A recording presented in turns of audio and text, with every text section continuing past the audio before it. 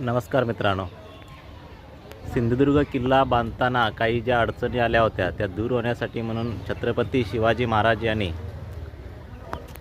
मालवण तालुक्यातील कांदळगाव या ठिकाणी जे रामेश्वर मंदिर आहे त्या मंदिरामध्ये शिवलिंगाची पूजा केलेली होती. त्यांना तसा दृष्टांत झालेला होता आणि त्यावेळी त्यांच्या हस्ते एक वटवृक्षाचं छोटं रोप लावलेलं होतं आणि तो वटवृक्ष आजही दिमाखात उभा आहे.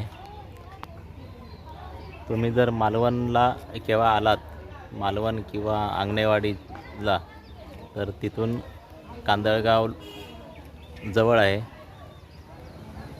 तिथे तुम्ही हा वृक्ष पाहण्यासाठी येऊ शकता. त्या संदर्भातली माहिती इथे शिलालेखावर कोरलेली आहे.